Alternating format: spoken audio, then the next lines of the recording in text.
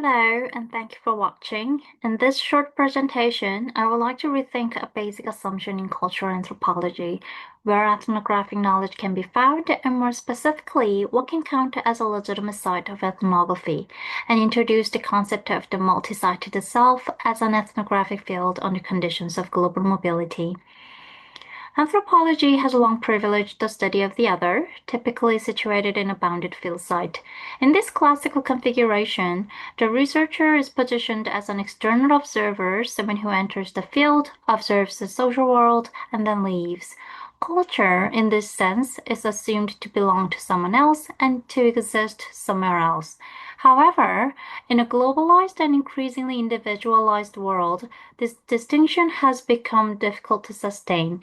Mobility, migration, multilingualism, and transnational life trajectories have blurred the boundary between what is considered one's own culture and that of others.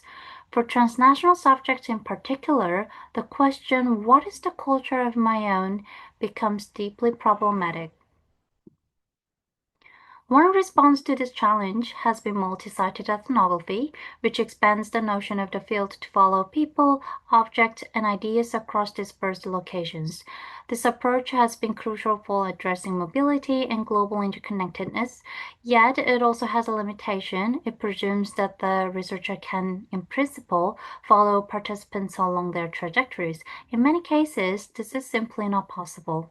This practical constraint became the starting point for a conceptual shift from multi-sited ethnography to what I propose as the multi-sited self.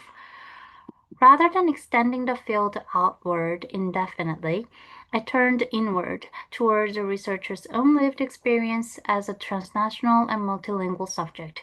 This move is grounded in a phenomenological understanding of selfhood.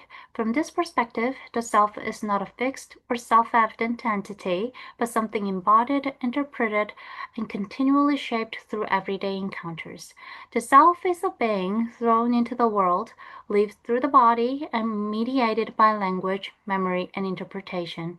Autoethnography provides the methodological framework for this shift, allowing the self to be treated as an ethnographic field in its own right, one that is fragmented, mobile, and internally plural. Importantly, this is not a move toward introspection for its own sake. Rather, it's a systematic attempt to examine how boundaries of language, culture, and national context are lived, negotiated, and sometimes resisted at the level of everyday experience. My preliminary findings illustrate how this approach makes visible dynamics that are often difficult to capture through conventional ethnography. For example, I observed shifts in voice and narrative stance when moving between languages. I also traced changes in bodily comportment across national and institutional settings, how posture, gesture, and even ways of expressing emotion vary depending on linguistic and cultural context. And I discovered moments of rupture, instances of hesitation, discomfort, or reinterpretation when conflicting cultural frameworks collide and the self must be reassembled on the spot. Theoretically, this study advances a paradigm in which the self becomes a site of ethnographic knowledge production.